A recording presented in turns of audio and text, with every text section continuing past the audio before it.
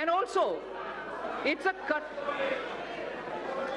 is a continuing maritime power in terms of commerce and industry. Takara Kodumi is using word which shows blacksmithery and also iron and tin smithery existed that time. So India's commerce, India's industry, India's trade in such materials which were all unique to India have existed and continues to exist over the millennia. So entrepreneurship has always been the strength of India. That's the point I wanted to explain. I'm sure many members already know it, and therefore they are a bit restless. Entrepreneurship has always been the strength of India. Even today, young men and women have given up greener pastures elsewhere to contribute to India's growth. They are risk-taking and come up with disruptive solutions to festering challenges. Equally, established old industries are resetting themselves in a changing global domestic situation. Global and domestic situation. We recognize the knowledge, skills, and risk-taking capacities and capabilities of our youth. He is no longer a job seeker. He is a creator of jobs. Now we wish to create more opportunities and remove roadblocks from this path. I propose to set up an investment clearance cell that will provide end-to-end facilitation and support, including pre-investment advisory, information related to land banks, and facilitate clearances at the center and also in the state level. It will work through a portal. There is a case for maximizing the benefits of three separately developing economic activities: the upcoming economic corridors, revitalization of manufacturing activities, and technology and the demands for aspirational classes. We have to benefit from their convergence. Hence, it is proposed to develop 5 new such smart cities in collaboration with states and in PPP mode. Such sites would be chosen that offer the best choices in terms of the aforementioned principles. India needs to manufacture networked products that will make it a part of global value chains. This in turn gets more investment and generates more employment for our youth. Electronics manufacturing industry is very competitive, and India has shown its cost advantages. The potential of this industry in job creation is immense. India needs to boost domestic manufacturing and attract large investments in the electronics value chain. Here I propose a scheme focused on encouraging manufacture of mobile phones, electronic equipment, and semiconductor packaging. The details will be announced sooner. With suitable modifications, this scheme can be adapted for manufacturing of medical devices too.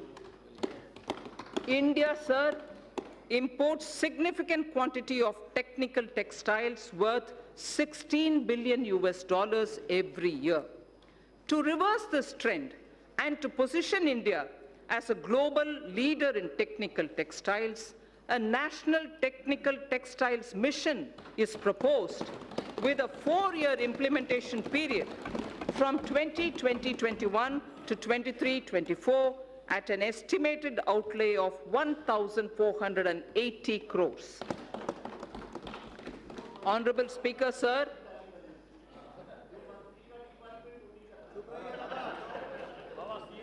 Honorable Speaker, sir, from the Red Fort, our Prime Minister spoke about quality and standards when he spoke of zero defect, zero effect manufacturing.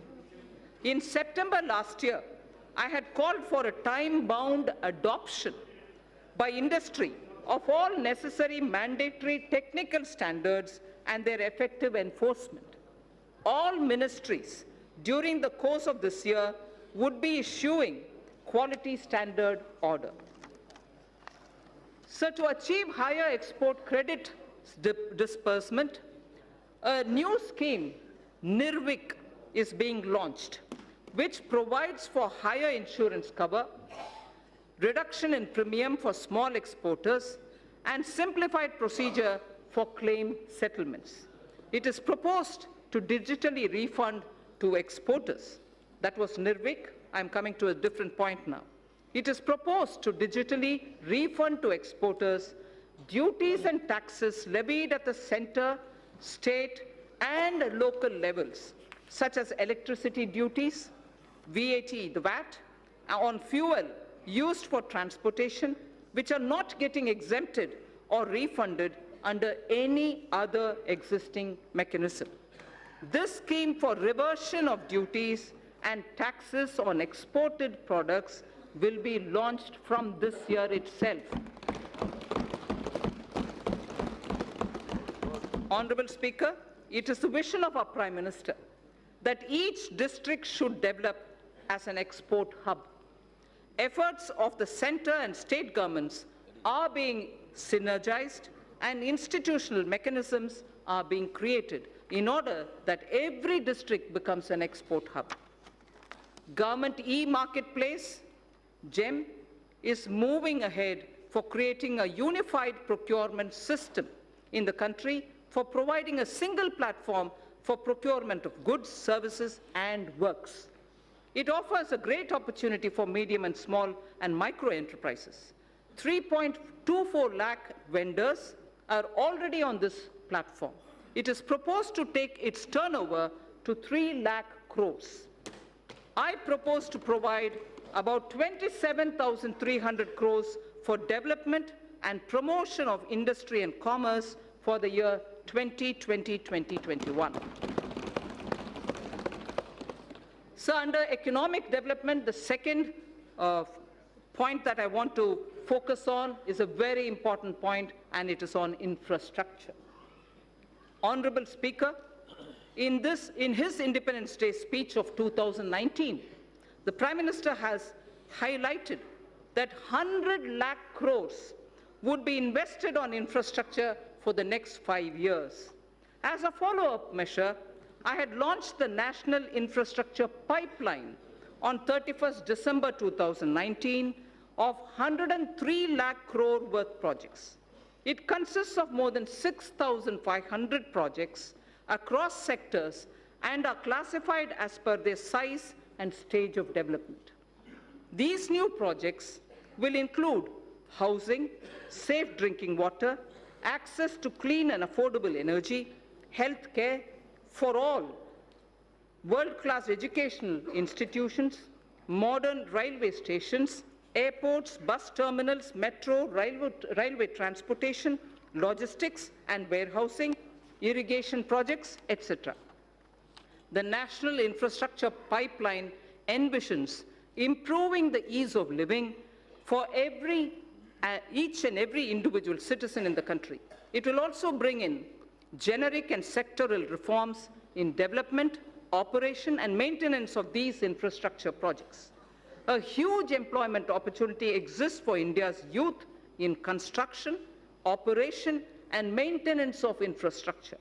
National Skill Development Agency will give special thrust to infrastructure-focused skills and their development opportunities. I propose to set up a project preparation facility for infrastructure projects. This program would actively involve young engineers, management graduates, and economists from our universities. It is also proposed to direct all infrastructure agencies of the government to involve youth power in startups. They will help in rolling out value-added services in quality public infrastructure for citizens. A national logistics policy will soon be released. Among other things, it will clarify the role of union government, state government, and also the key regulators. It will create a single window e-logistics market and focus on generation of employment, skills, and making MSMEs competitive. So also, accelerated development of highways will be undertaken. This will include development of 2,500 kilometer access control highways, 9,000 kilometers of economic corridors, 2,000 kilometers of coastal and land port roads, and 2,000 kilometers of strategic highways. The Delhi-Mumbai Expressway and 2 other packages would be completed by 2023. Chennai-Bengaluru Expressway would also be started. So the fast-track mechanism encourages us towards greater commercialization of our highways so that NHAI can raise more resources. I propose to monetize at least 12 lots of highway bundles of over 6,000 kilometers before 2024. In carrying out its duty, the Indian Railways performs a service to the nation. Within 100 days of assumption of this government, it has commissioned 550 Wi-Fi facilities in as many railway stations. It has eliminated unmanned level crossings and aims to achieve electrification of 27,000 kilometers of tracks. This will call, obviously, for optimization of costs. Railways has small operating surplus. About Indian Railways, there are 5 measures, among other things, that I wish to highlight. Setting up a large solar-powered capacity. Setting up a large solar power capacity alongside the rail tracks on the land owned by railways. A proposal is under consideration. 4 station redevelopment projects and operation of 150 passenger trains would be done through PPP mode. The process of inviting private participation is underway. More Tejas-type trains will connect iconic tourist destinations. High-speed train between Mumbai and Ahmedabad would be actively pursued. 148-kilometer Bengaluru suburban transport project at a cost of 18,600 crore would have fares on metro model. Central government would provide 20% of the equity, and it will also facilitate external assistance up to 60% of the project cost. Sir, our seaports need to be more efficient. Technology has to be used to improve performance. A governance framework keeping with global benchmarks needs to be put in place. This government would consider corporatizing at least one major port and subsequently its listing on the stock exchanges. Inland waterways received a boost. Inland waterways received a boost in the last 5 years. The Jal Vikas Marg on National Waterway 1 will be completed. Further, the 890-kilometer Dhubri-Sadiyar connectivity in Assam will be done by 2022. Honorable Speaker, sir, developing waterways has its impact on the ecosystem on both the banks of the river. Our Prime Minister has conceptualized Arth Ganga. Plans are afoot to energize economic activity along the river banks. Air traffic has been growing rapidly in the country as compared to global average. 100 more airports would be developed by 2024 to support the Udaan scheme. It is expected that the air fleet number shall go up from the present 600 to 1,200 during this time itself. I propose to provide 1.7 lakh crores for transport infrastructure in 2021. So taking electricity to every household has been a major achievement of this government. However, the distribution sector, particularly the DISCOMs, are under financial stress. The ministry intends to promote smart metering. I urge all the states and union territories to replace conventional energy meters by prepaid smart meters in the next 3 years. Also, this would give consumers the freedom to choose the supplier and the rate as per their requirements. So this is a very important step in reaching electricity to all people. This would give consumers, the prepaid meters, the smart meters, would give consumers the freedom to choose the supplier and the rate as per their requirements. Further measure to reform DISCOMs would be taken. I propose to provide 22,000 crores to power and renewable energy sector for the year 2020-21. So now I come to oil and natural gas. In the upstream sector, oil and gas, the open acreage licensing policy, OALP, is a success, having awarded 137,000 square kilometers for exploration to private sector and to the CPSCs. City gas distribution rights are also awarded. Further, it is proposed to expand the national gas grid from the present 16,200 kilometers. At the moment, it is 16,200 kilometers only. We propose to expand it to reach 27,000 kilometers. To deepen the gas markets in India, further reforms will be undertaken to facilitate transparent price discovery and also ease of transactions. So I come to talking about the new economy now.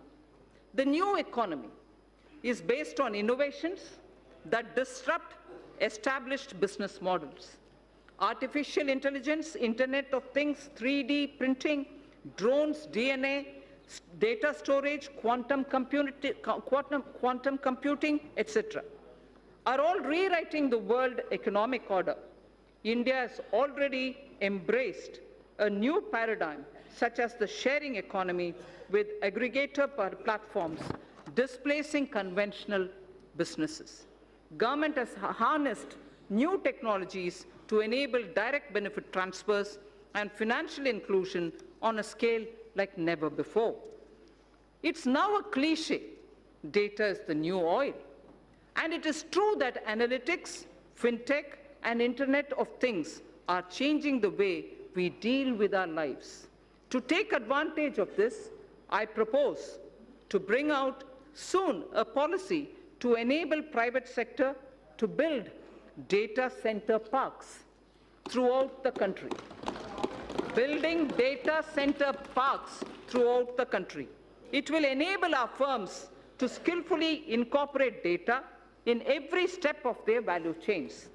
Our vision is that all public institutions at the Gram Panchayat level, such as Anganwadis, health and wellness centers, government schools, PDS outlets, post offices, and police stations, will all be provided with digital connectivity.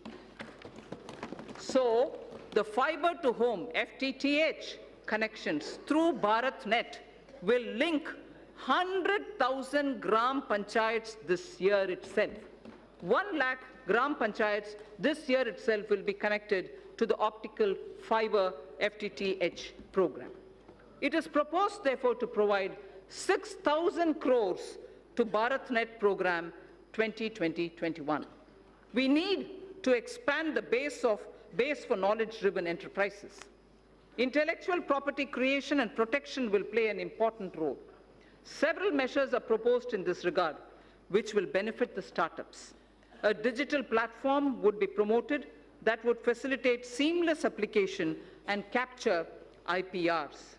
Also, in an institute of excellence, a center would be established that would work on the complexity and innovation in the field of intellectual property.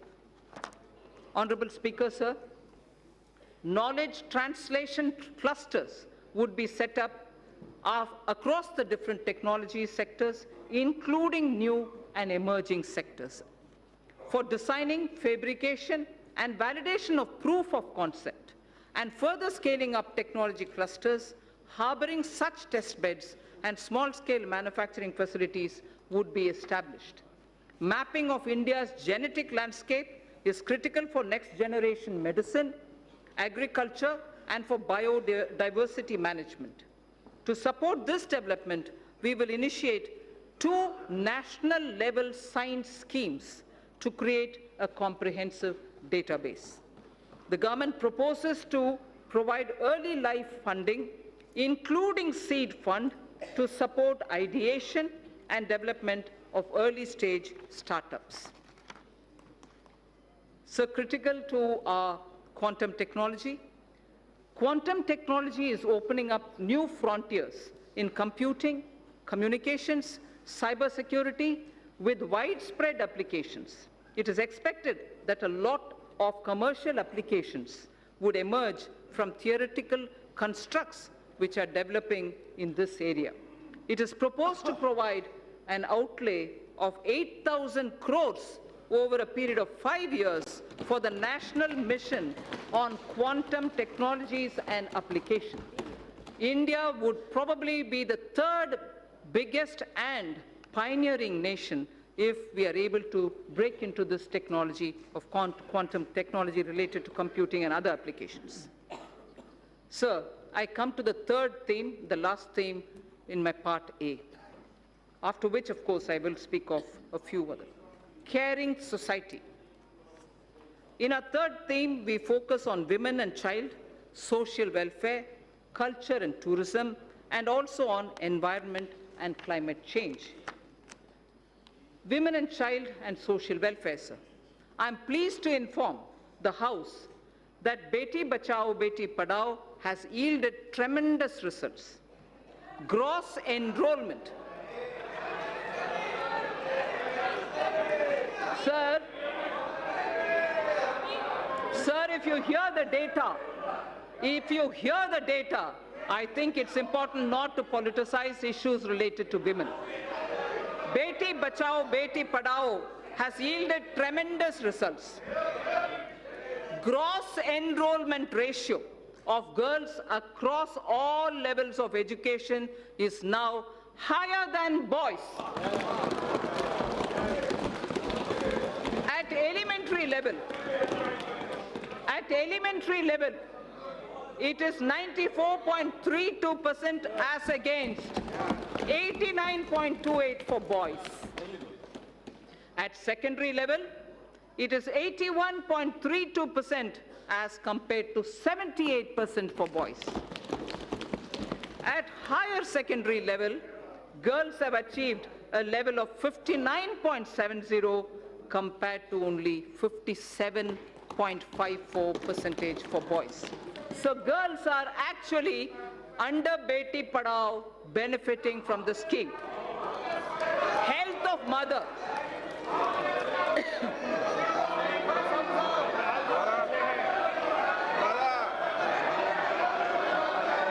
Sir, health of mother and child are correlated closely. Nutrition is the critical component of health. To improve nutritional status of children 0 to 6 years, adolescent girls, pregnant women, and lactating mothers, our Prime Minister launched a Poshan Abhiyan in 2017-18. More than 6 lakhs Anganwadi workers are equipped with smartphones to upload the nutritional status of more than 10 crore households. Sir, Honorable Speaker, sir, for the benefit of those who may not have heard this line, because it's very important, I'd like to repeat it. To improve the national nutritional status of children in 0 to 6 years of age, adolescent girls, pregnant women, and lactating mothers, our Prime Minister launched a Poshan Abhiyan in 2017-18. More than 6 lakh Anganwadi workers are equipped with smartphones to upload the nutritional status of more than 10 crore households. The scale of this development is unprecedented. So the next is, women's age of marriage was increased from 15 years to 18 years in 1978 by amending erstwhile Sharda Act of 1929. As India progresses further, opportunities open up for women to pursue higher education and careers. There are imperatives of lowering MMR, maternal mortality rate, as well as improvement of nutrition levels. Entire issue about age of girl entering motherhood needs also to be seen in this light. I propose to appoint a task force that will present its recommendations in 6 months' time. I propose to provide 35,600 crores for nutrition-related programs for the financial year 2020-2021. So in continuing with our government's commitment to welfare of women, this budget provides for about 28,600 crore for programs that are specific to women. Our government is determined that there shall be no manual cleaning of sewer systems or septic tanks. Suitable technologies for such tasks have been identified by the Ministry of Housing and Urban Affairs. The ministry is working with urban local bodies for the adoption of these technologies. We will now take this to its logical conclusion. We will now take it एक minute बंद to मैं सभी माननीय सदस्यों से आग्रह करूंगा आपको बजट पर पर्याप्त समय और पर्याप्त अवसर दूंगा उस समय आप बोलना और दादा विशेष रूप से आपको बोलने की परमिशन दूंगा Thank you, sir. No Thank you, Speaker, sir. We will now take this.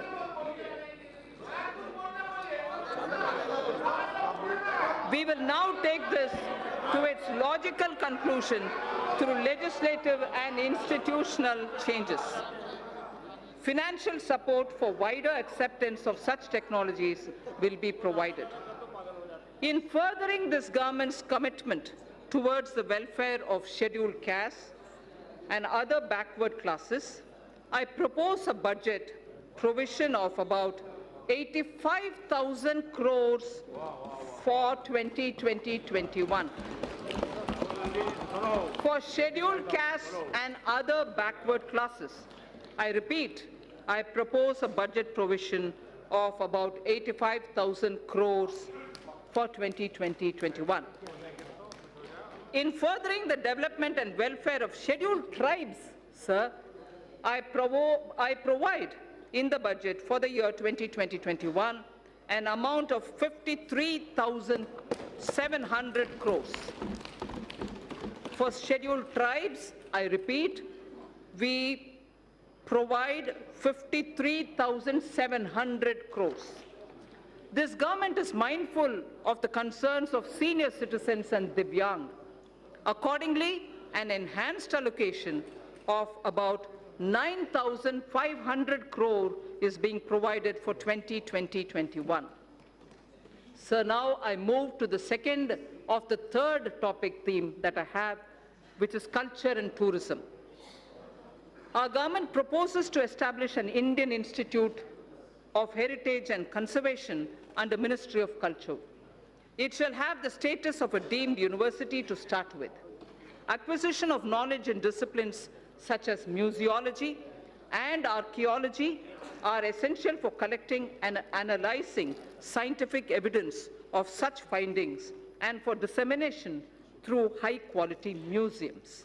Currently, lack of trained manpower is a handicap for both these disciplines, and therefore it also has a negative impact on tourism. 5 archaeological sites would be developed as iconic sites with on-site museums.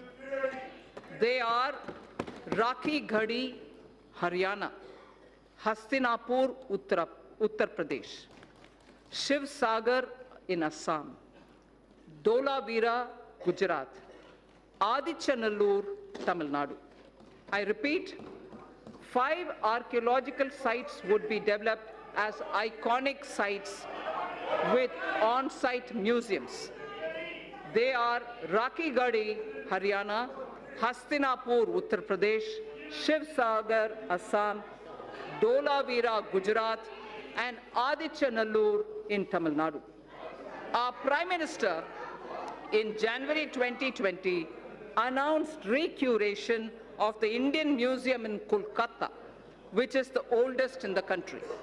In the historic Old Mint building, Kolkata, a museum on numismatics and trade will also be located. 4 more museums from across the country shall be taken up for renovation and recuration so that a world-class experience can be offered to our visitors. Our government shall also support setting up of a tribal museum in Ranchi, Jharkhand. So I spoke about the Sindhu-Saraswati civilization. A maritime museum would be set up at Lothal, the Harappan age maritime site near Ahmedabad, by the Ministry of Shipping. I propose to provide 3,150 crore for Ministry of Culture for the year 2021. Sir, India has moved up from the rank 65 in 2014 to 34 in 2019 in the Travel and Tourism Competitive Index, the World Economic Index.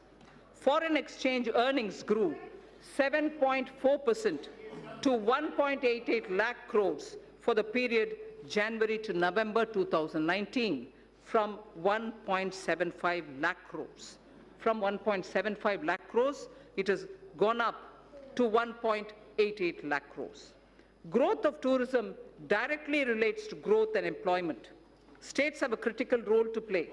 I expect the state governments to develop a roadmap for certain identified destinations and formulate financial plans during 2021 against which specified grants will be made available to the states from the center in the year 2020-21. For purpose of tourism promotion, sir, I propose to allocate 2,500 crores for 2020-2021. So I now move to the third under this theme, environment and climate change. In September 2019, the Prime Minister has launched the Coalition for Disaster Resilient Infrastructure with its secretariat in Delhi. This global partnership is the second such initiative, international initiative, after the launch of, as members would recall, after the launch of International Solar Alliance. That was in 2015. This global partnership will help in addressing a number of sustainable development goals, as also the aims of Sendai framework. It will enhance climate change adaptation with a focus on disaster-resilient infrastructure. India submitted its nationally determined contribution under the Paris Agreement in 2015 on a best effort basis, keeping in mind the development imperative of our country. Its implementation effectively begins from 1st January 2021. Our commitments as action will be executed in various sectors. Honorable Speaker, sir, I interrupt here only to say this is a very important point because a lot of our commitments which have been given in the Paris Climate Change Conference on best effort basis will start kicking in from 1st January 2021. Our commitments as action will be executed in various sectors by the departments and ministries concerned through a normal budget process. They will do it through the normal budgeting process. There are, however, yet thermal power plants that are old and their carbon emission levels are very high. For such power plants, we propose that utilities running them would be advised to close them if their emission is above the preset norms. The land so vacated can be put to alternative uses. In large cities having population above 1 million, clean air is a matter of concern. I'm sure a lot of our members will be keen to know about what steps are being taken for cities and clean air. The government proposes, Honorable Speaker, to encourage such states that are formulating and implementing plans for ensuring cleaner air in cities above 1 million. Parameters for the incentives would be notified by the Ministry of Environment, Forests and Climate Change. Allocation for this purpose is 4,400 crores for 2020-2021. So there is something which, before I move to talking about governance, because the three themes that I put before the members is coming to a close, I fall back on the wise words of Thiruvalluvar. And this, it's very important, sir. We have heard several words of wisdom from Thiruvalluvar. Thiruvalluvar has spoken about what a good country is, what a good country is actually got to be like, and what makes up for jewels of a good country. I first read it in Tamil, then I'll give you the meaning. Pini inmai, selvam, vilai inbam, ஏமம். பிணியின்மை, செல்வம், விளைவின்பம், ஏமம். அணி என்ப நாட்டின் வைந்து. அணி என்ப native வைந்து. There are 5, what Thiruvalluvar says, which are jewels for a good country. The first is பிணியின்மை, meaning the country will have to be without epidemics or illnesses, major illnesses. The second, he says, it should be wealthy. It should have wealth. It should have wealth. Vilaivu. It should also have vilachal. In the sense, from the fields, it should have good crop. It should have inbam. It should have happiness. It also should have aimam, which is security and safety of the country. Sir, the 5 jewels. 5 jewels. Piniinmai, Selvam, Vilaivinbam, Aimam, and Inbam. Prime Minister Modi,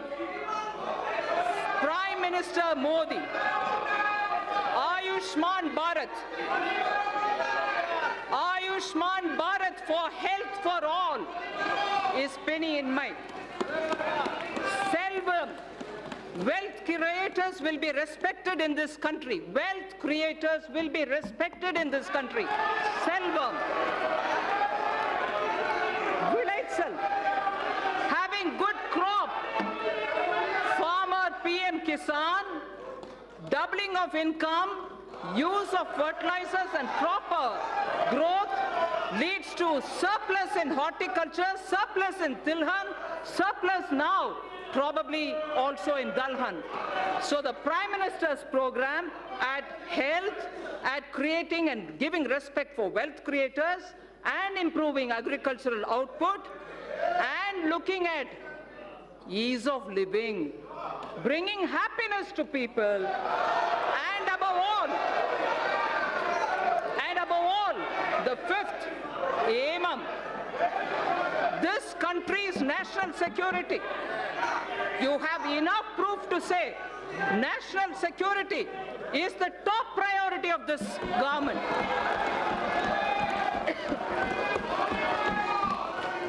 So,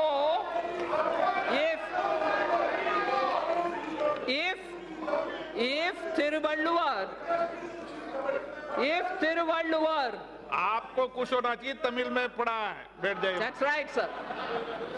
If Thiruvalluvar identified the 5 jewels for a good country, those 5 jewels are the ones which Prime Minister Modi is now addressing through his programs.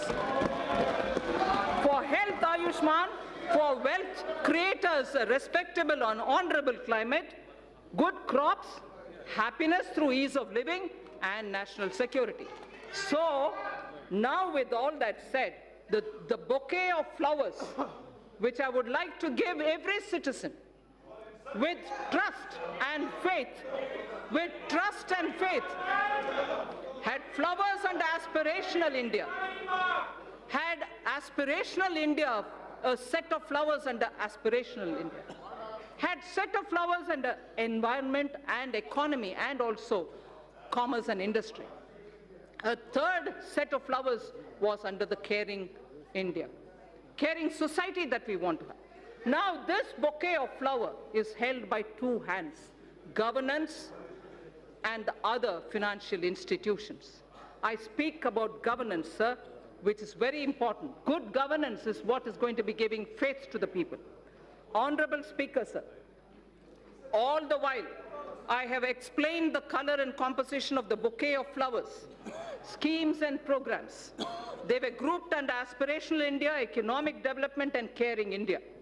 Now I speak about the two hands that will hold them. One such a hand is governance, which is clean, corruption-free, policy-driven, and good in its intent. And most importantly, trusting in faith, trusting every citizen, the aspirational youth, the hard-working women.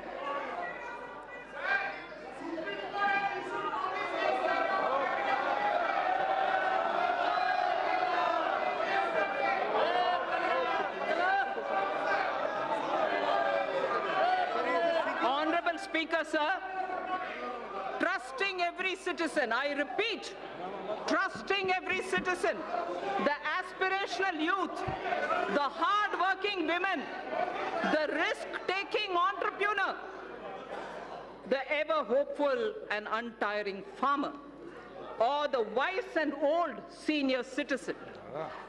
Many among them are taxpayers. Others may not be taxpayers now. Our Prime Minister has laid before us ease of living as a goal to be achieved on behalf of all citizens. An important aspect of both ease of living and ease of doing business is fairness, efficiency of tax administration. We wish to enshrine, this is important, Honorable Speaker. This is important, sir. Money being allocated to various programs is finance of this country. This is very important, sir. Businesses should have the confidence that things are being fair and the efficiency of the tax administration.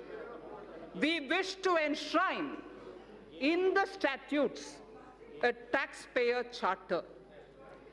Through this budget, a taxpayer's charter is getting institutionalized into the statutes. It's going to be enshrined as a part of our laws. That's building trust. A taxpayer's statutes will be a part of our, a taxpayer's charter will be a part of our statutes. Our government would like to reassure taxpayers that we remain committed to taking measures so that our citizens are free from harassment of any kind. We mean it, and we are willing to put it in the law. Tax harassment cannot be tolerated when we are talking about citizens and wealth collectors. There has been a debate about building into statutes criminal liability for acts that are civil in nature. This is important, sir. There has been a debate about building into statutes criminal liability for acts that are civil in nature. Hence, for Companies Act, certain amendments are proposed to be made that will correct this. Similarly, other laws would also be examined where such provisions exist, and attempts would be made to correct them also. The government intends to introduce major reforms in recruitment to non-gazetted posts in governments and public sector banks. At present, candidates have to appear for multiple examinations conducted by multiple agencies at different points of time for similar posts. This places enormous burden on time, effort, and cost for young people. To mitigate the hardship so faced, It is proposed to set up a national recruitment agency as an independent, professional, specialist organization for conduct of computer-based online common eligibility test for recruitment to non-gazetted posts. A test center in every district, particularly in the aspirational districts, would be set up. For speedy disposal of commercial and other disputes, government has constituted various tribunals and specialized bodies. It is proposed to evolve a robust mechanism for appointment, including direct recruitment to these bodies to attract best talents and professional experts. A stable and predictable business environment is a key objective of this government. There is also a strong argument for ensuring that contracts are honored. India has a sound framework related to Contracts Act. We shall deliberate upon strengthening it. There is a growing need, sir, for Indian statistical system to meet the challenges of real-time monitoring of our increasingly complex economy. Data must have strong credibility. The proposed new national policy on official statistics would use latest technology, including artificial intelligence. It would lay down a roadmap towards modernized data collection, integrated information portal, and a timely dissemination of information thus collected. I am happy to inform that India will host G20 presidency in the year 2022. That is the year of 75th anniversary of independence of the Indian nation. During this presidency, India would be able to drive considerably the global economic and development agenda. For this historic occasion, I allocate a sum of 100 crore to begin the preparations. 100 crore rupees. Sir, northeastern region has a very high priority in government's developmental agenda. Government is ensuring smooth access to financial assistance from multilateral and bilateral funding agencies to help introduce innovative and global best practices. Central government has effectively used an online portal to reduce gestation period of online. This has improved the flow of funds to the Northeast region. The government is fully committed to supporting the all-round development of the newly formed Union Territories of Jammu and Kashmir and the Union Territory of Ladakh. Accordingly, an amount of 30,757 crore has been provided for the financial year 2020-21. An amount of 5,958 crore has been provided for the Union Territory of Ladakh. So that was one hand, which is governance. Now I come to the other, which is the financial sector. If governance was described as one of the pair of the hands holding the bouquet consisting of aspirational India, economic development, and caring India, the other is the financial sector. A clean, reliable, robust financial sector is critical to the economy. A clean, reliable, and robust financial sector is critical to the economy. In our efforts to achieve the US $5 trillion economy, the financial architecture should evolve. The financial architecture should keep evolving and move from strength to strength.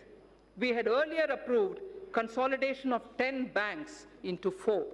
In the last few years, the Government of India has infused about 3,50,000 crores by way of capital into public sector banks for both regulatory and growth purposes.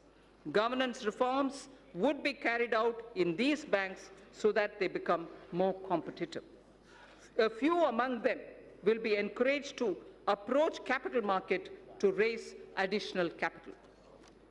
Sir, I wish to inform this august House that robust mechanism is in place to monitor the health of all scheduled commercial banks and that depositors' money is absolutely safe. I wish to underline this point, sir, that this August House should know that robust mechanism is in place to monitor the health of all scheduled commercial banks and that depositors' money is absolutely safe. Further, the Deposit Insurance and Credit Guarantee Corporation has been permitted to increase deposit insurance coverage for a depositor, which is now standing at 1 lakh of rupees to 5 lakh per depositor. Sir, the insurance cover for a depositor is at 1 lakh now. Now we are raising it to 5 lakh for each depositor. Sir, to strengthen the cooperative banks, amendments to the Banking Regulation Act are proposed for increasing professionalism, enabling access to capital, and improving governance and oversight for sound banking through the RBI. The limit for NBFCs to be eligible for debt recovery under the Securitization and Reconstruction of Financial Assets and Enforcement of Security Interests under the SARFAESI Act 2002 is proposed to be reduced from 500 crores to asset size 100 crores only, or loan size from existing 1 crore to 50 lakhs. Therefore, we feel many of the small NBFCs which can come for debt recovery would be far easily done for smaller companies. In the last few years, the government has taken concrete steps to bring our banking system to be robust. However, there is a need for greater private capital. Accordingly, it is proposed to sell the balance holding of Government of India's IDBI Bank to private, retail, and institutional investors through the stock exchange. There is a need, sir, to take further steps to bring in transparency and greater professionalism in public sector banks. The government will take appropriate measures towards this end. Sir, to help easy mobility while in jobs, we wish to infuse into the universal pension coverage with auto-enrollment. Also, we wish to place such mechanisms which can enable interoperability and provide safeguards for the accumulated corpus. Regulating role of PFRDAI, which is the pension regulatory body, requires strengthening. Necessary amendments would be carried out in Pension Fund Regulatory Development Authority of India Act that will also facilitate separation of NPS trust for government employees from the PFRDAI. This would also enable establishment of a pension trust by the employees other than from the government. I am confident that this will motivate citizens to plan for their old age. So this section, which I will now speak, will relate to the MSMEs. MSMEs are vital to keep the wheels of our economy moving. They also create jobs, innovate, and also risk takers, and they are risk takers. Several measures for the MSMEs have been taken in the past few years. There are more steps proposed in this budget also. I propose to make necessary amendments to the Factor Regulation Act 2011. This will enable NBFCs to extend invoice financing to the MSMEs through TREDS, thereby enhancing the economic and financial sustainability. Working capital credit remains a major issue for the MSMEs. It is proposed to introduce a scheme to provide subordinate debt for entrepreneurs of MSMEs. This subordinate debt to be provided by banks would count as quasi-equity and would be fully guaranteed through the Credit Guarantee Trust for medium and small entrepreneurs. The corpus of the CGT MSC would accordingly be augmented by the government. More than 5 lakh MSMEs have benefited from restructuring of debt permitted by RBI in the last year. The restructuring window was to end on 31st March 2020. Government has asked RBI to consider extending this window till 31st March 2021, one more year, so that whoever wants, they can go and approach. An app-based invoice financing loans product will be launched. This will obviate the problem of delayed payments and consequential cash flow mismatches for the MSME. Many mid-sized companies are successful domestically, but not in export markets. For selected sectors such as pharmaceuticals, auto components, and others, we propose to extend hand-holding support for technology upgradations, R&D, business strategy planning, and so on. A scheme of 1,000 crore rupees will be anchored in the Exim Bank together with the SIDBI. Both these institutions would contribute 50 crores each. This 100 crore would be achieved towards equity and technical assistance. Debt funding of 900 crores from banks would be made available. Sir, financial markets. I would like to give a few of the major steps and initiatives being taken by the government for the financial markets. Last year in my budget speech, sir, I had mentioned about deepening the bond markets. To achieve the aspirational growth rate, we would require flow of capital in our financial system. A lot of work has been done on this in consultation with the RBI. Honorable Speaker, sir, I am pleased to inform this House of the developments. Certain specified categories of government securities would be opened fully for non-resident investors, apart from being available to domestic investors also.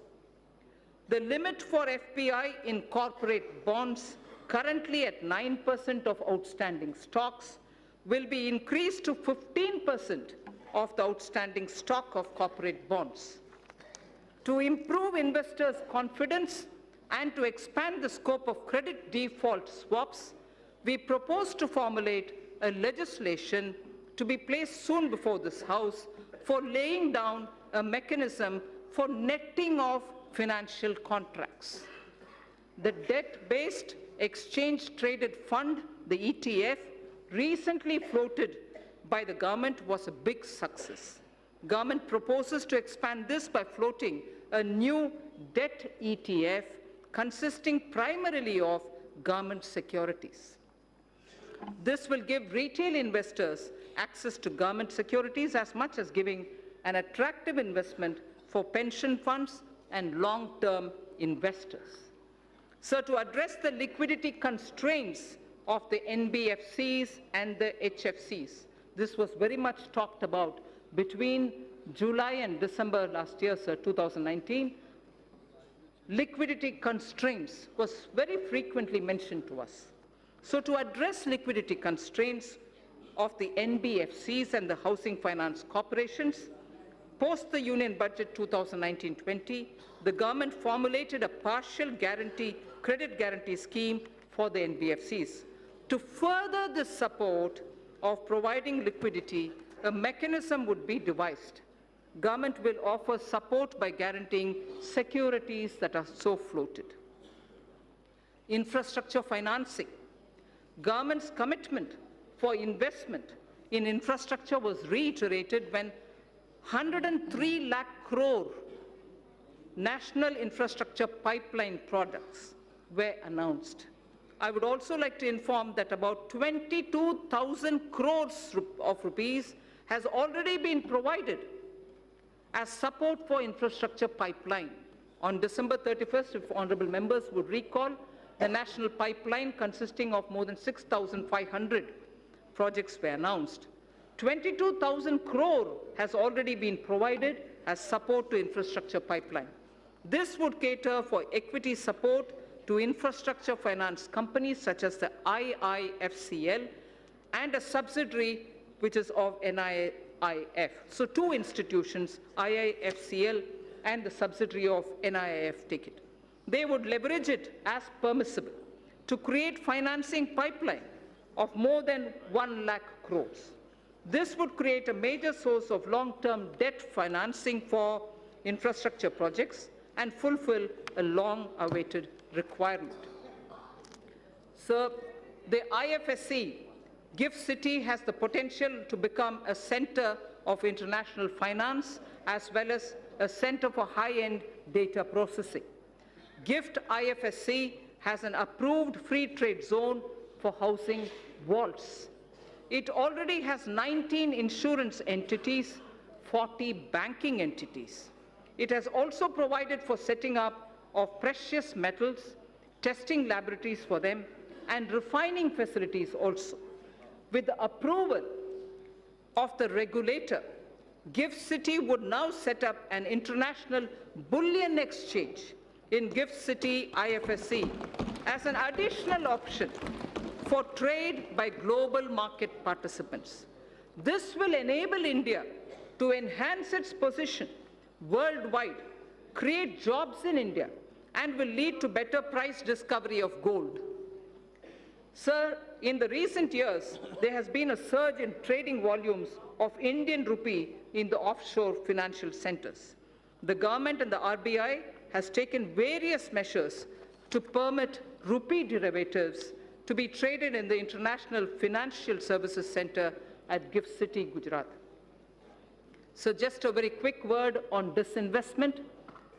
Listing of companies on stock exchanges brings discipline, and it disciplines a company and provides access to financial markets and unlocks its value.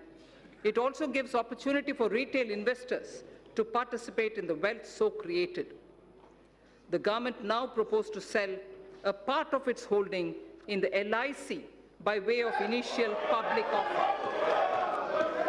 Initial public offer. Sir, fiscal management. The 15th Finance Commission. The 15th Finance Commission has given its first report pertaining to financial year 2020-2021. In the spirit of cooperative federalism, I am pleased to announce that we have in substantial measure accepted the recommendations of the Commission.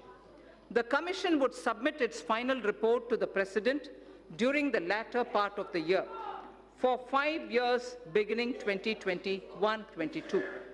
It is decided to transfer to the GST Compensation Fund balances due out of the collection of the years 2016-17 and 17-18 in 2 installments. Hereinafter, transfers to the fund would be limited only to the collection by way of GST compensation cess. A fundamental overhaul of centrally sponsored schemes and central sector schemes is necessary so that we can align them with emerging social and economic needs of tomorrow and to ensure that scarce public resources are spent optimally. Recently, there has been a debate over transparency and credibility of the projected fiscal numbers. Let me assure the House that the procedure adopted is compliant with the FRBM Act. This is also consistent with the practices hitherto followed. However, for greater clarity, I have enumerated those central government debt that are not part of the market borrowing and are used to fund the expenditure at the annex. I'd like to repeat this line, sir.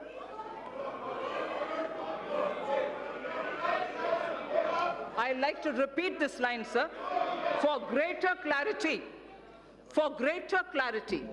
I have enumerated those central government debts that are not part of market borrowing and are used to fund the expenditure at the annex. Servicing of interest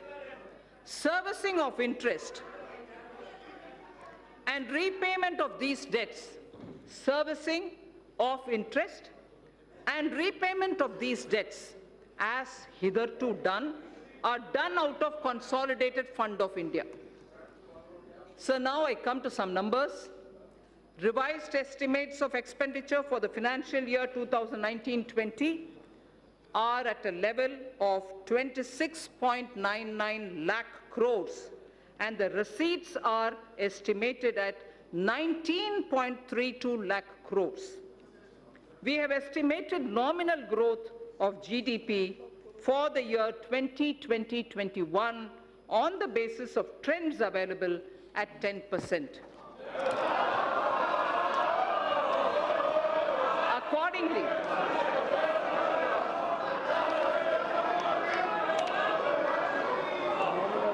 we have estimated, sir, let me finish, sir.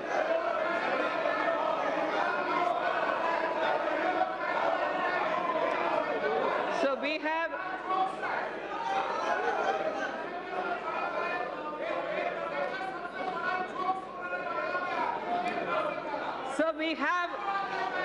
have estimated the nominal growth. We have estimated the nominal growth of GDP for year 2020-21 on the basis of trends available at 10%. Accordingly, receipts for the year 2020-21 are estimated at 22.46 lakh crores. And keeping in mind commitment of the government towards various schemes and the need for improvement of the quality of life, level of expenditure has been kept at 30.42 lakh crores. Sir, during the year, government has unfailingly worked towards keeping up capital expenditure. Actually, there is substantial enhancement. All the flagship schemes of the government have been fully provided for. Details may be seen in the annexes to the printed copy of my speech. Every budget must appropriately address the issue of fiscal deficit. Every budget must appropriately address the issue of fiscal deficit.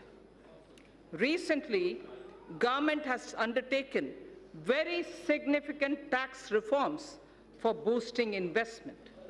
However, expected tax buoyancy will take time.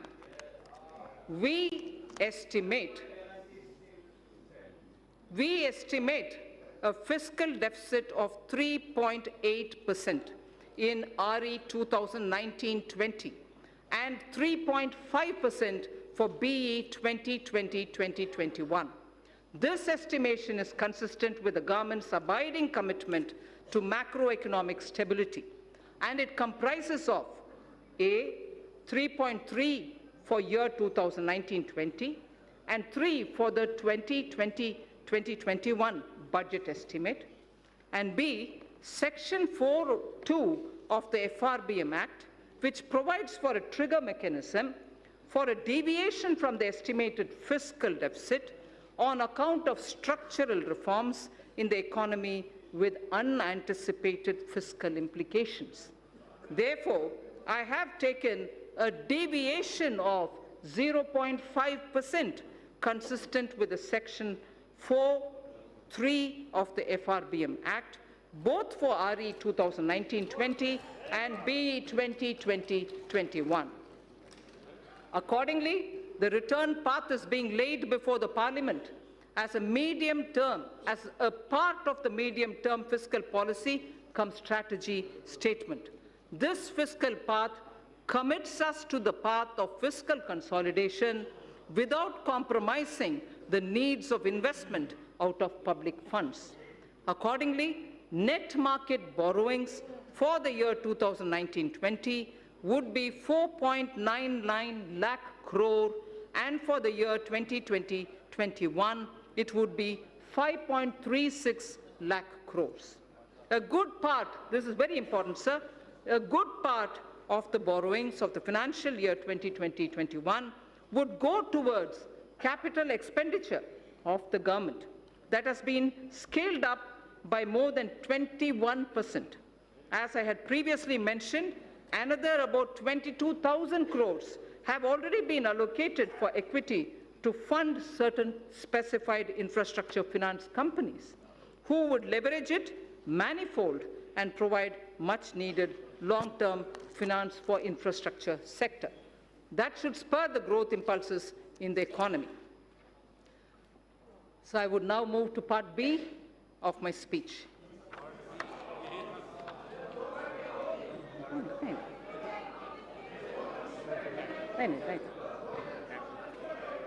Direct tax.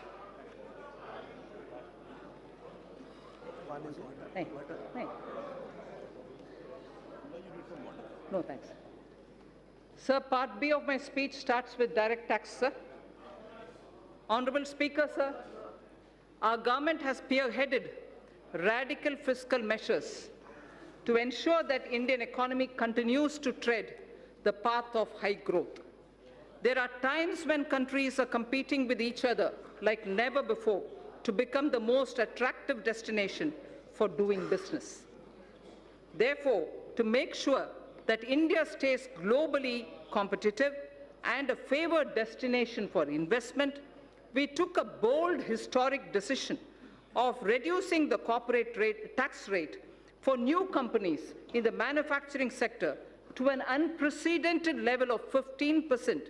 Similarly, for the existing companies, the rate has also been brought down to 22%, which is the lowest in the world now.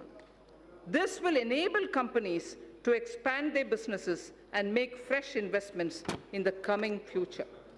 Though we will have loss of substantial revenue due to these measures in the short run, I'm certain that our economy will reap huge returns on this score in due course. So one quick verse from Raghuvamsa, written by Kalidasa.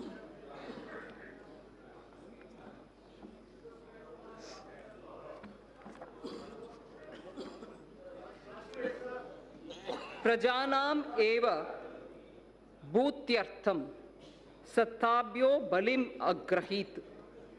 Prajanam eva bhutyartham satabhyo balim agrahit. Sahasra gunam utsrashtam adatte hi rasam ravihi. Surya, the sun, collects vapor from little drops of water. He collects only from little drops of water. So does the king. They give back copiously. They collect these from the people only for their well-being. So the collection of taxes or the vapor from the water drops are only from small trickles, but they all go back to the people manifold. So the purpose of taxation and also the way in which it is done has been voiced even then.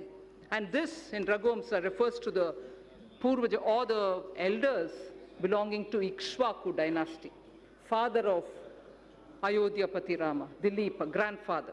It refers to Dilipa, the king. So in continuation of the reform measures already taken so far, the tax proposals in this budget will introduce further reforms to stimulate growth, simplify tax structure, bring ease of compliance, and reduce litigation. Personal income tax and simplification of taxation. So in the interim budget of 2019, our government exempted individuals having income up to 5 lakh of rupees from paying any income tax. Presently, an individual pays 20% on income between 5 lakh and 10 lakh and 30% on income between 10 lakh. That's the prevailing matrix. Further, currently the Income Tax Act is riddled with various exemptions and deductions which make compliance by the taxpayer and administration of Income Tax Act by the tax authorities a burdensome process. It is almost impossible for a taxpayer to comply with income tax law without taking the help from professionals. In order to provide significant relief to the individual taxpayers and to simplify the income tax law, I propose to bring a new simplified personal income tax regime wherein income tax rates will be significantly reduced for the individual taxpayers who forego certain deductions and exemptions.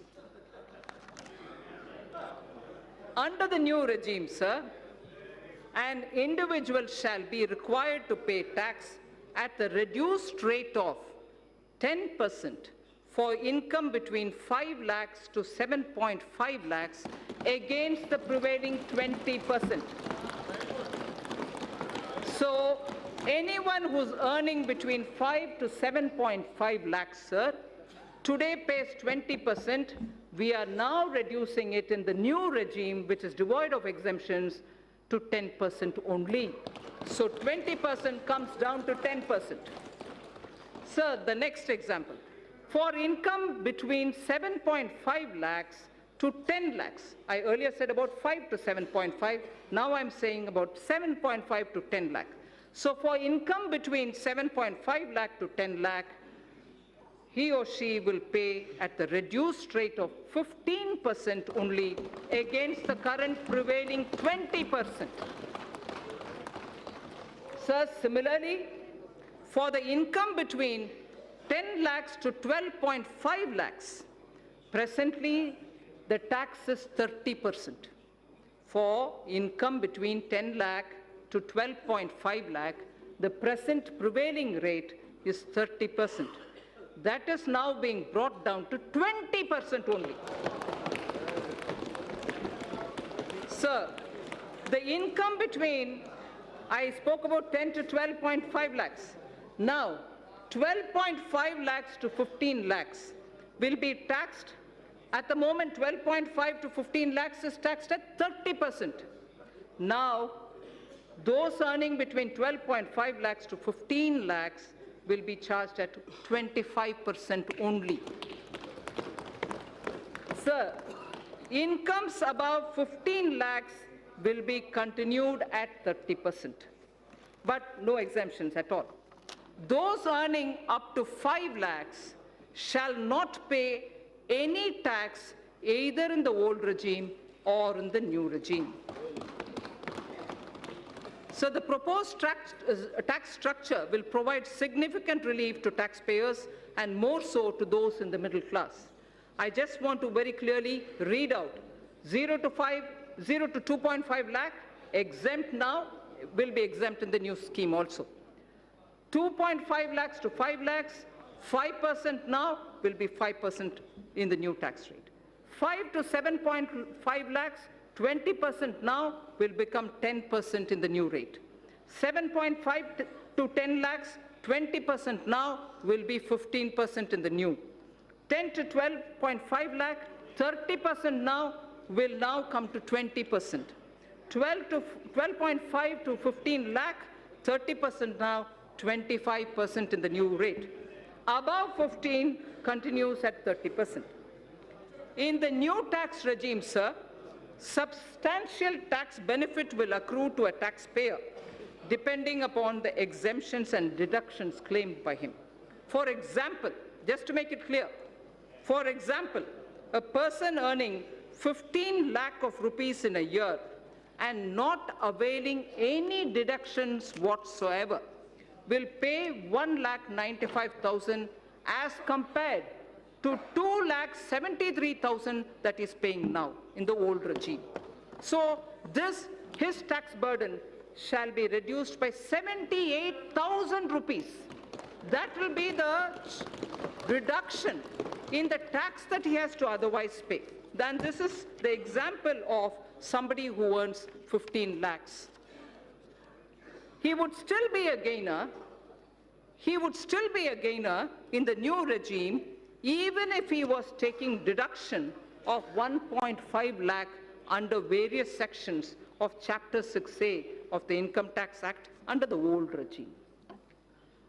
The new tax regime, sir, shall be optional for taxpayers, so there's no compulsion. Those who want to be in the old regime can continue to be in the old regime, in the old rates, in the whole sets of exemptions and deductions. But those who wish to come into the new are welcome to come into the new. An individual who is currently availing more deductions and exemptions under the Income Tax Act may choose to avail them and continue to pay the tax in the old regime. A new personal tax income tax rates will entail estimated revenue foregone of 40,000 crores per year. We have also initiated measures to pre-fill income tax return so that an individual who opts for the new regime would need no assistance from an expert to file his return and pay income tax. Sir, I will have to put this observation here. In order to simplify income tax system, I have reviewed all the exemptions and deductions which got incorporated in the income tax legislation over the past several decades. In fact, I have that list with me, sir. Somewhere. I have reviewed all the exemptions and deductions which got incorporated in the income tax legislation over the past several decades. It was surprising to know that currently more than 100 exemptions and deductions of different nature are provided in the Income Tax Act. No wonder the code is like this, the book. I have removed around 70 of them. I have removed around 70 of them in the new simplified regime.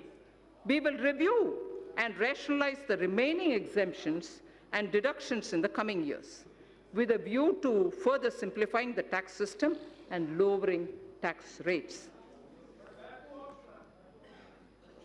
Sir, the dividend distribution tax. Currently, companies are required to pay dividend distribution tax on the dividend paid to its shareholders at the rate of 15% plus applicable surcharge and cess, in addition to the tax payable by the company on its profits. It has been argued that the system of levying DDT results in increase in tax burden for investors, and especially those who are liable to pay tax less than the rate of DDT if the dividend income is included in their income. Further, non-availability of credit of DDT to most of the foreign investors in their home country results in reduction of rate of return on equity capital for them. In order to increase the attractiveness of the Indian equity market and to provide relief to a large class of investors, I propose to remove the DDT and adopt the classical system of dividend distribution tax, under which companies would not be required to pay DDT. The dividend shall be taxed only in the hands of the recipients at their applicable rates. Further, in order to remove the cascading effect, I also propose to allow deduction for the dividend received by holding company from its subsidiary. The removal of DDT will lead to estimated annual revenue foregone of 25,000 crores. This is another bold move, sir, which will further make India an attractive destination for investment. Sir, concessional rate for electricity generation companies. In order to give boost to the manufacturing sector, new provisions were introduced in September 2019, offering a concessional corporate tax rate of 15% to the newly incorporated domestic companies in the manufacturing sector, which start manufacturing by March 31st, 2023, the corporate rate cut which happened in September. In order to attract investment in power sector, I propose to extend the concessional corporate tax rate cut down to 15% to new domestic companies engaged in the generation of electricity as well, so that corporate rate, which came down to 15% for the new manufacturing companies, will now be available even for power generation companies too. So tax concession for foreign investments. In order to incentivize the investment by foreign sovereign wealth funds of foreign governments in the priority sector, I propose to grant 100% tax exemption to their interest, dividend, and capital gains income in respect of investment made in infrastructure and other notified sectors before 31st March 2024 with a minimum lock-in period of 3 years. Honourable Speaker, sir, in order to make available foreign funds at lower cost, I propose to extend the period of concessional withholding rate of 5% under Section 194 LC for interest payment to non-residents in respect of monies borrowed and bonds issued up to 30th June 2023. I also propose to extend the period up to 30th June 2023 for lower rate of withholding of 5% under Section 194 LD for interest payment to foreign portfolio investors and qualified foreign investors in respect of bonds issued by Indian companies and government securities.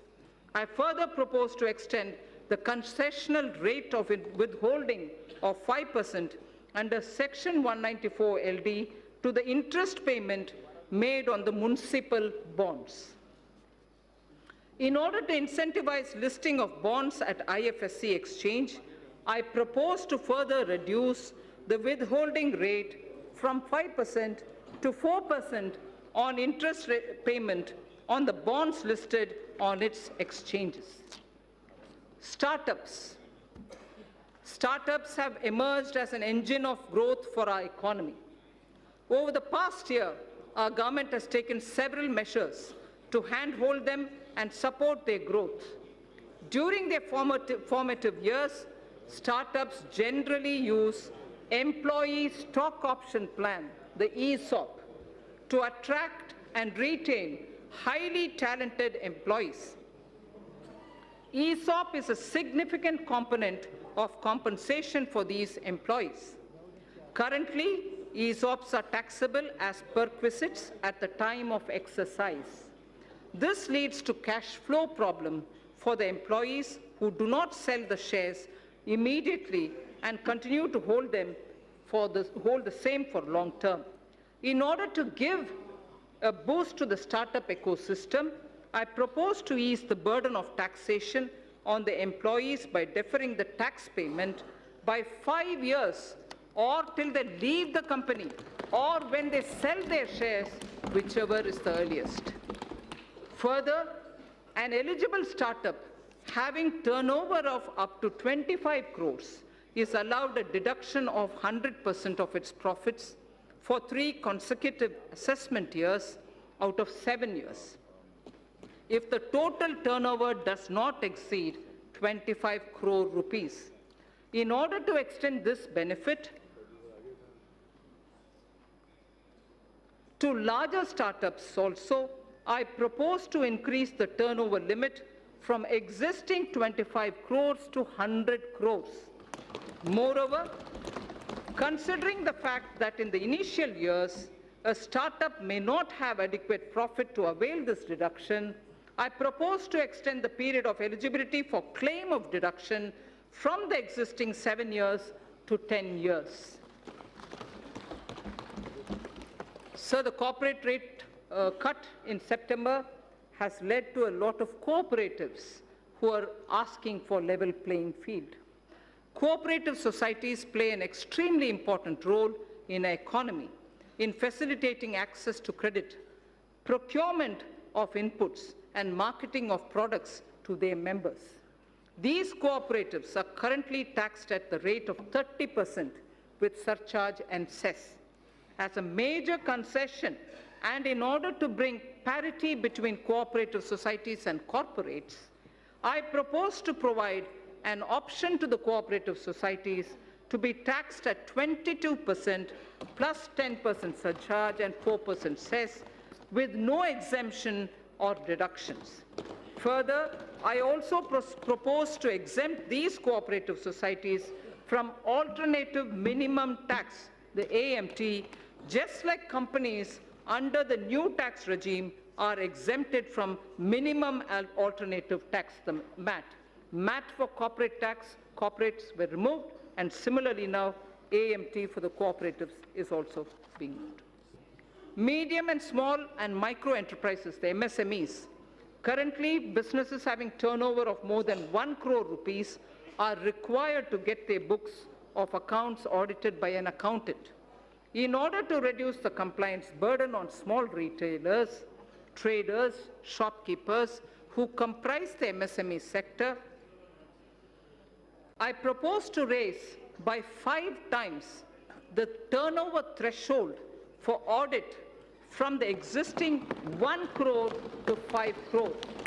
So up to 5 crore, there wouldn't be a requirement for auditing of their accounts. Further, in order to boost less cash economy, I propose that the increased limit shall apply only to those businesses which carry out less than 5% of their businesses and business transactions in cash. So we wish to move to greater digitization. Affordable housing. For realization of the goal of housing for all and affordable housing, in the last budget, I had announced an additional deduction of up to 1,50,000 rupees for interest paid on loans taken for the purchase of an affordable house. The deduction was allowed on housing loans sanctioned on or before 31st March 2020. In order to ensure that more persons avail this benefit and to further incentivize the affordable housing, I propose to extend the date of loan sanction for availing this additional deduction by 1 more year. Further, in order to boost the supply of affordable houses in the country, a tax holiday is provided on the profits earned by developers of affordable housing projects approved by 31st March 2020. In order to promote the affordable housing projects, I propose to extend the date of approval of affordable housing projects for availing the tax holiday by 1 more year again. I propose to extend the date of approval of affordable housing projects for availing this tax holiday by 1 more year. So next is the concession to real estate transactions. Currently, while taxing income from capital gains, business profits, and other sources in respect of transactions in real estate, if the consideration value is less than the circle rate by more than 5%, the difference is counted as income both in the hands of the purchaser and the seller. In order to minimize hardship in the real estate transaction and provide relief to the sector, I propose to increase the limit from 5% to 10%. Charity institutions. Acknowledging the important role played by the charitable institutions in the society, the income of these institutions is fully exempt from taxation. Further, donations made to these institutions are also allowed as deduction in computing taxable income of the donor. Currently, a taxpayer is required to fill the complete details of the in the donation done in the income tax return for availing deduction.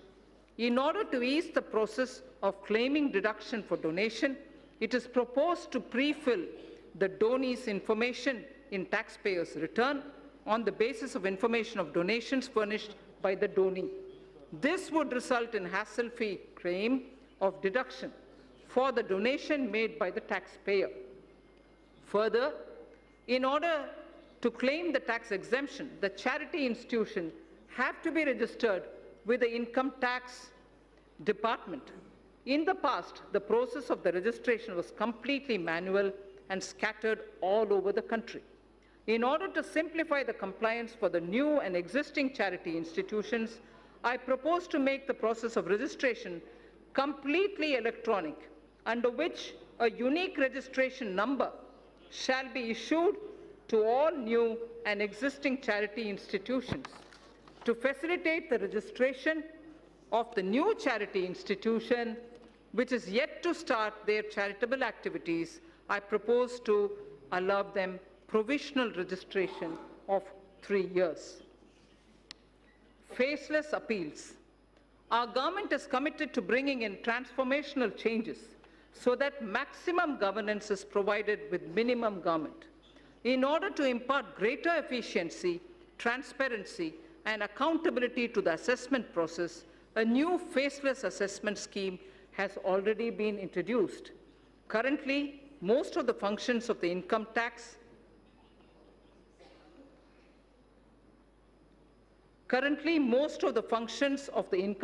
department, starting from the filing of return, processing of returns, issuance of refunds, and assessment, are performed in the electronic mode without any human interface.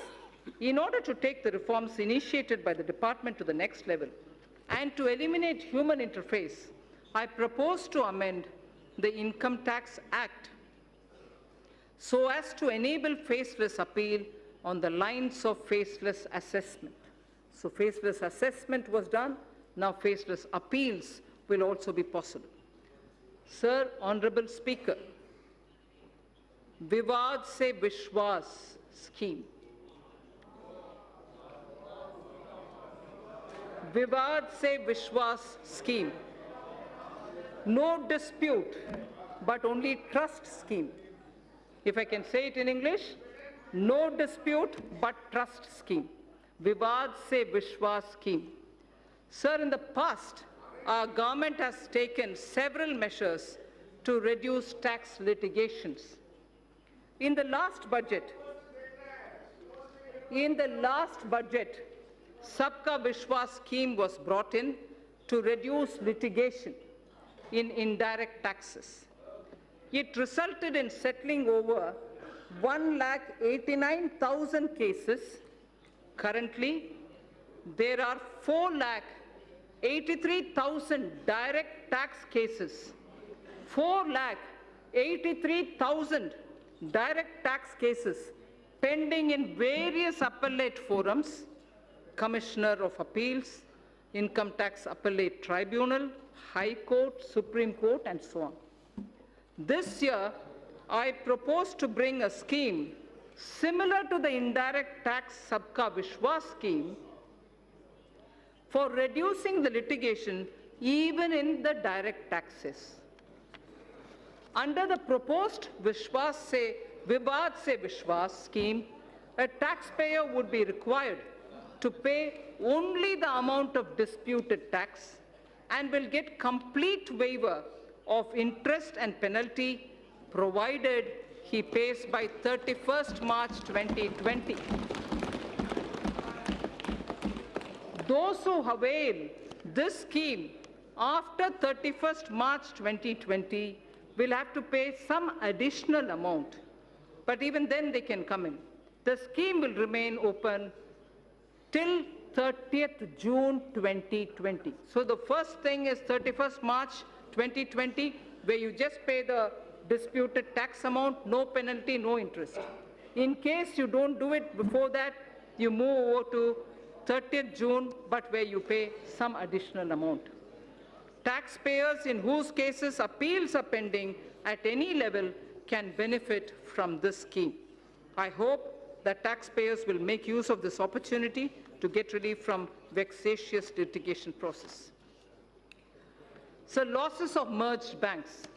As part of consolidation of the financial sector, our government has brought out schemes for merger and amalgamation of public sector banks in order to ensure that amalgamated entities are able to take the benefit of unabsorbed losses and depreciation of the amalgamated entities. I propose to make necessary amendments to the provision of the Income Tax Act. Taxpayers' Charter. I mentioned it briefly in Part A. Any tax system requires trust between taxpayers and the administration. This will be possible only when taxpayers' rights are clearly enumerated. Towards this end, and with the objective of enhancing the efficiency of delivery system of the Income Tax Department, I propose to amend the provisions of the Income Tax Act to mandate the Central Board of Direct Taxes, CBDT, to adopt a taxpayer's charter. The details of the contents of the charter will be notified soon. Instant PAN through Aadhaar. In the last budget, I had introduced the interchangeability of PAN and Aadhaar, for which necessary rules were already notified. In order to further ease the process of allotment of PAN, soon we will launch a system under which PAN shall be instantly allotted online on the basis of Aadhaar without any requirement for filling up of detailed application form. Sir, our government brought in the GST as a historic reform of the indirect taxes in 2017. We also took a path-breaking step of simplifying and rationalizing corporate tax in September 2019. More importantly, we offered a rate of corporate tax which perhaps is the lowest in the world. Continuing on this path, we have now put the personal income tax at its lowest ever rate and totally removed the DDT at the company's hands. Further, the direct taxes are now the lowest, simplest, and the smoothest. Direct tax on the startups have also seen many reformatory steps in quick succession. Even ease of compliance is seeing unprecedented changes. Last but not the least, personal interface with tax administration is at the minimum level. So last, indirect tax. Indirect tax, sir. As I mentioned earlier in Part A of my speech, reforms are continuing in the GST. A simplified return shall be implemented from 1st April 2020. This is under the pilot run. It will make return filing simple with features like SMS-based filing for nil return, return pre-filling, improved input tax credit flow, and overall simplification. Refund process has been simplified and has been made fully automated with no human interface. Electronic invoice is another innovation wherein critical information shall be captured electronically in centralized system. It will be implemented in a phased manner starting from this month itself on optional basis. It will facilitate compliance and return filing. Several measures have been taken for improving compliance. That has been a worry for many of the states, sir. Aadhaar-based verification of taxpayers is being introduced. This will help in weeding out dummy or non-existent unit. Dynamic QR code is proposed for consumer invoices. GST parameters will be captured when payment for purchases is made through the QR code. A system of cash reward is envisaged to incentivize customers to seek invoice. Deep data analytics and AI tools are being used for crackdown on GST input tax credit refund, and other frauds, and to identify all those who are trying to game the system. Invoice and input tax credit matching is being done, wherein returns having mismatch more than 10% or above a threshold are identified and pursued. Significant policy level changes have also been made. GST rate structure is also being deliberated upon so as to address issues like inverted duty structure. Customs. A number of measures have been taken for ease of doing business. India's quantum leap in the trading across border parameter of ease of doing business rankings by the World Bank is a testimony to these efforts. India's rank on this parameter improved from 146 to 80 in 2018 and further to 68 in 2019. Measures have also been taken for providing a level playing field to our domestic manufacturers, particularly the MSME sector, and for securing our borders. It has been observed that imports under free trade agreements are on the rise.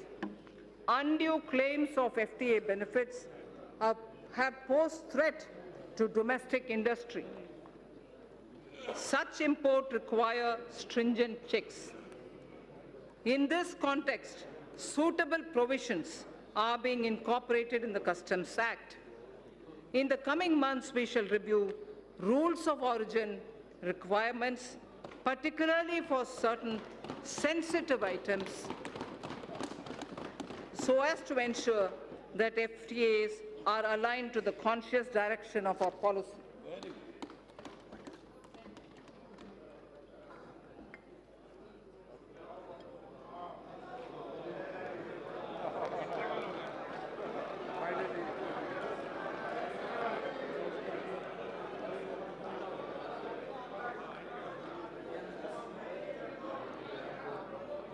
Speaker, sir, we are also strengthening provisions relating to safeguard duties, which are applied when surge in imports causes serious injury to domestic industry. Amended provisions shall enable regulating such surge in imports in a systematic way. The provisions for checking dumping of goods and imports of subsidized goods are also being strengthened for ensuring level playing field for domestic industry. These changes are in line with international best practices. Exemptions from customs duty have been given in the public interest from time to time. However, a number of these have outlived their utility or have become outdated. On review, certain exemptions are being withdrawn. Remaining customs duty exemptions shall be comprehensively reviewed by September 2020 for taking a view on their relevance. I propose to crowdsource suggestions for such reviews. Suggestions would also be invited in respect of the customs laws and procedures for aligning them with the needs of changing times. Sorry.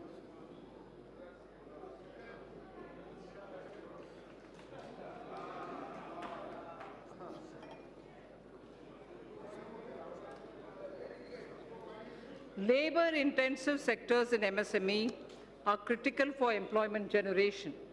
Cheap and low-quality imports are impediment to our growth. Special attention has been taken to put measured restraint on import of these items, which are being produced by our MSMEs with better quality. Keeping in view the need of the sector, customs duty is being raised on items like footwear and furniture.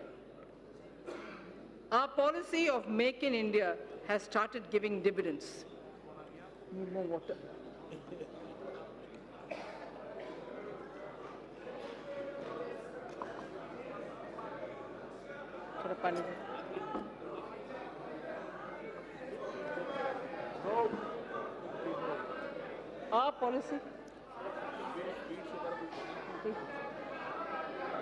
Our policy of Make in India has started giving dividends. India is now making world-class goods and exporting such products.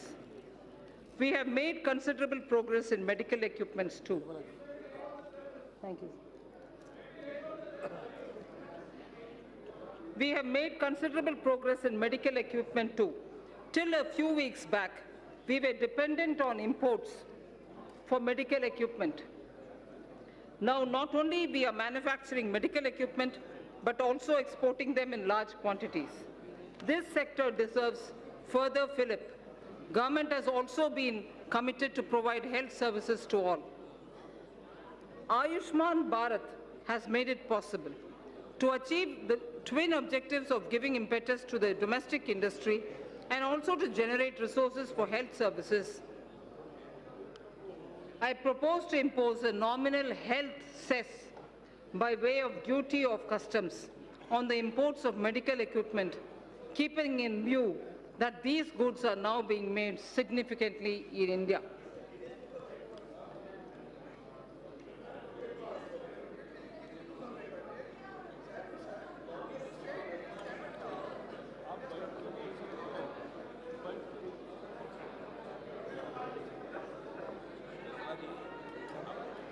I'm fine.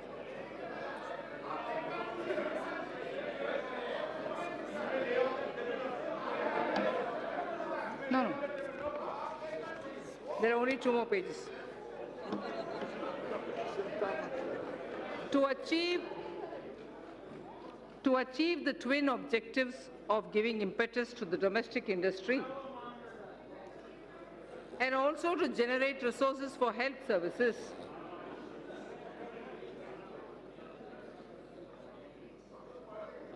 I propose to impose a nominal health cess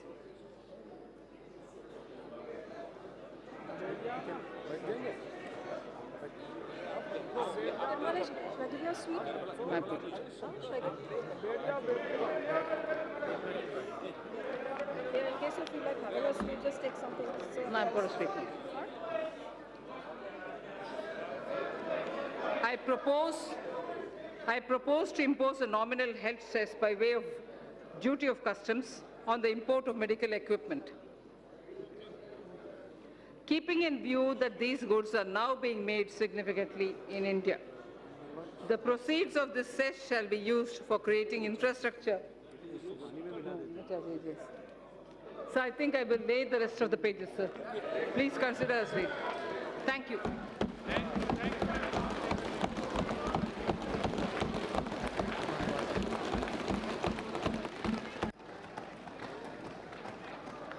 माननीय सदस्य please, माननीय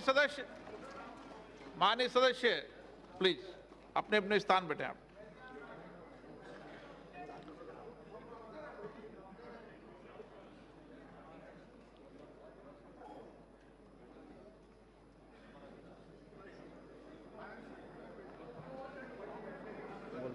item number 3 Shrimati Nirmala Sitharaman जी statement सभा पटल पर रखें। Sir, item number 3, with your permission, I rise to lay on the table of the following statements under Section 3(1) of the Fiscal Responsibility and Budget Management Act 2003, medium-term fiscal policy cum fiscal policy strategy statement and macroeconomic framework statement. Item number 4 Shrimati Nirmala Sitharaman ji वित्त विधेयक पूर्व स्थापना 2020। Sir, with your permission, I rise to move for leave to introduce the Finance Bill 2020. प्रश्न ये है कि विधेयक को पूरा स्थापित करने की अनुमति प्रदान की जाए। जो सदस्य इसके पक्ष में हाँ गए, जो सदस्य विरोध में ना गए, मेरे विचार में निर्णय हाँ वालों के पक्ष में हुआ, हाँ वालों के पक्ष में हुआ, अनुमति प्रदान की जाती है। माननीय मंत्री जी, अब विधेयक पूरा स्थापित। Sir, I introduce the bill. सभा की कार्रवाई सोमवार दिनांक 3 फरवरी 2020 को सुबह 11 बजे तक के लिए स्थगित की जाती है।